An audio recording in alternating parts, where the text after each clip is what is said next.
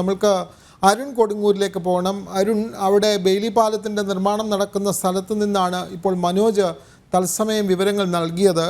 ഈ അരുൺ, ഒരു പ്രധാന കാര്യം ഇപ്പോൾ പ്രത്യേകിച്ചും ഈ മുണ്ടക്കൈ പ്രദേശത്ത് നിന്നും കണ്ടെത്തുന്ന ജീവനുകൾ അല്ലെങ്കിൽ ഈ മൃതദേഹങ്ങൾ ഇതൊക്കെ കൊണ്ടുവന്ന ആംബുലൻസിൽ ഇത് ഏത് ആശുപത്രിയിലേക്കാണ് എത്തിക്കുന്നത്? സമീപത്ത് ഈ വയനാടിനെ സംബന്ധിച്ച് സമീപത്ത് അത്തരത്തിലുള്ള പ്രധാനപ്പെട്ട ആശുപത്രി ഏതാണ്?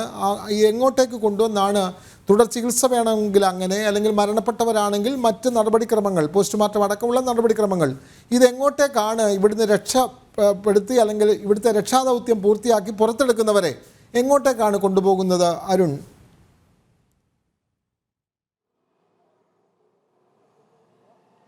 അത് കൃത്യമായ ഒരു മാനദണ്ഡം ആദ്യം മുതൽ തന്നെ അത് നിശ്ചയിച്ചിരുന്നു. അതിലേറ്റവും പ്രധാനപ്പെട്ടത് ഏറ്റവും കൂടുതൽ പരിക്കുള്ളവരെ കോഴിക്കോട് മെഡിക്കൽ കോളേജിലേക്കാണ് കൊണ്ടുപോകുക. അതോടൊപ്പം തന്നെ ഇത്തരത്തിൽ ജീവൻ ഇല്ലാത്ത ആളുകളെ കണ്ടെത്തുകയാണെങ്കിൽ അതിന് കൃത്യമായ ഒരു സംവിധാനം ഇവിടെ ഏർപ്പെടുത്തിയിട്ടുണ്ട്. അത് പഞ്ചായത്തിന് സമീപമുള്ള ഒരു സ്ഥലത്ത് തന്നെ അതിനുള്ള ക്രമീകരണങ്ങൾ, ഫ്രീസർ അടക്കം വെച്ചുകൊണ്ടുള്ള ഒരു നടപടിക്രമങ്ങളാണ് നിലവിലുള്ളത്. എന്തായാലും രക്ഷാപ്രവർത്തനം തന്നെയാണ് ഏറ്റവും പ്രധാനമായി എടുത്തു പറയേണ്ടത്. നേരത്തെ മനോജ് വിശദമായി പറഞ്ഞ പോലെ തന്നെ വീണ്ടും കൃത്യമായ രീതിയിൽ രക്ഷാപ്രവർത്തനം നടക്കുന്നു. സംസ്ഥാന കേന്ദ്ര സർക്കാരുകളുടെ സംയുക്ത നേതൃത്വത്തിലുള്ള രക്ഷാപ്രവർത്തനം അവിടെ ഊർജിതമായി തന്നെ മുന്നോട്ട് പോവുകയും ചെയ്യുകയാണ്. നമുക്കൊപ്പം ഇപ്പോൾ അർജുനും അതോടൊപ്പം തന്നെ സോണലും കൂടിയുണ്ട്. എന്തായാലും രാവിലെ മുതൽ തന്നെ ഈ രക്ഷാപ്രവർത്തനം റിപ്പോർട്ട് ചെയ്ത ഒരാളാണ് അർജുന്. ആ ഒരു മേഖലയിലെ കാഴ്ച നമുക്കറിയാം, എത്രയോ ഹൃദയഭേദകമാണ് ആ കാഴ്ച എന്നുള്ള കാര്യത്തിൽ യാതൊരു തരത്തിലുള്ള സംശയവുമില്ല. 250-ലധികം മൃതദേഹങ്ങൾ അവിടെ നിന്നും ലഭിക്കുന്ന ഒരു സാഹചര്യം ഉണ്ടായി. ഏതായാലും ഇന്നത്തെ ഏറ്റവും പ്രധാനപ്പെട്ടത്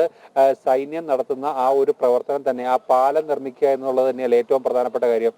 തീർച്ചയായും രാവിലെ മുതൽ മഴ മാറി നിന്ന ഒരു അവസ്ഥയായിരുന്നു അവിടെ ഉണ്ടായിരുന്നത്. അതുകൊണ്ട് തന്നെ വലിയ രീതിയിൽ രക്ഷാപ്രവർത്തനം നടത്തുവാൻ കഴിഞ്ഞിരുന്നു. അവിടെ നിന്ന് 100-ലധികം ആളുകളെ ഇവാക്യുവേറ്റ് ചെയ്ത ഇപ്പുറത്തേക്ക്, അതായത് ചൂരൽമലയിലേക്ക് കൊണ്ടുവരാൻ, അതായത് മുണ്ടക്കയിൽ നിന്നും ചൂരൽമലയിലേക്ക് കൊണ്ടുവരാൻ നമുക്ക് സാധിച്ചിട്ടുണ്ട് എന്നുള്ളതാണ് നമുക്ക് മനസ്സിലാക്കാൻ കഴിയുന്നത്. അത്തരത്തിലുള്ള ആ ദൃശ്യങ്ങളെല്ലാം നമ്മൾ പുറത്തുവിട്ടതുമാണ്. ചെറിയ കുട്ടികളെ അടക്കം കയ്യിൽ പിടിച്ചുകൊണ്ട് ആ ഒരു പ്രതീക്ഷയുടെ ഒരു ചെറിയൊരു പുൽനാമ്പ് അവരുടെ മനസ്സിൽ എവിടെയോ ഉണ്ട്. ആ ഒരു പ്രതീക്ഷ കൈവിടാതെ ഒരു ദിവസം മുഴുവൻ അവരവിടെ ഇരിക്കുന്ന ഒരു സാഹചര്യം ഉണ്ടായിരുന്നു. ഒരു സ്ഥലത്ത് കുടുങ്ങിപ്പോകുന്ന ഒരു സാഹചര്യം ഉണ്ടായിരുന്നു. പിറ്റേ ദിവസമാണ് കൃത്യമായി എൻഡിയ ഇത്തരത്തിലുള്ള സംഘങ്ങളടക്കം, അതായത് സൈന്യമടക്കം ഇവിടെ എത്തുകയും പിന്നീട് ഇവരെ തിരിച്ച് ചൂരൽമലയിലേക്ക് എത്തിക്കുകയും ചെയ്തിട്ടുള്ള ഒരു സാഹചര്യം ഉണ്ടായിരുന്നു.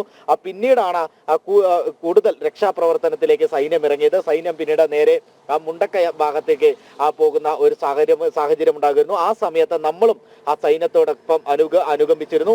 ആ സമയത്തുള്ള ദൃശ്യങ്ങളെല്ലാം നമ്മളെ പേടിപ്പെടുത്തുന്നു. അതുപോലെ തന്നെ എനിക്ക് ഒരു ഗ്രാമം ഒന്നായി, പ്രകൃതി സുന്ദരമെന്നാണ് വയനാട്ടുകാർ പറഞ്ഞുകൊണ്ടിരുന്നത്, ആ ഗ്രാമം ഒന്നാകെ ഒരു ദുരന്ത ഭൂമിയായി മാറുന്ന ഒരു സ്ഥിതി. അങ്ങനെ ഏറ്റവും കണ്ണീരണിയുന്ന ഒരു കാഴ്ച തന്നെയല്ലായിരുന്നു അവിടെ നിന്നുണ്ടായിരുന്നത്. തീർച്ചയായും മുണ്ടക്കൈ എന്ന് പറയുന്നത് അതിമനോഹരമായിട്ടുള്ള ഒരു ഗ്രാമമാണ്. ഇതിനു മുൻപുള്ള ആ മുണ്ടക്കൈയുടെ ഗ്രാമ ഭംഗിയൊക്കെ നമ്മൾ ഫേസ്ബുക്കിലൂടെയും അല്ലെങ്കിൽ മറ്റ് സമൂഹ മാധ്യമങ്ങളിലൊക്കെ കണ്ടിട്ടുണ്ട്. പക്ഷേ ഇപ്പോൾ നമുക്ക് അവിടെ കാണുവാൻ കഴിയുന്നത് മണ്ണ് അടിഞ്ഞ അല്ലെങ്കിൽ ചെളി അടിഞ്ഞ നിലയിലുള്ള ഒരു മുണ്ടക്കൈയാണ് നമുക്ക് കാണുവാൻ സാധിക്കുന്നത്.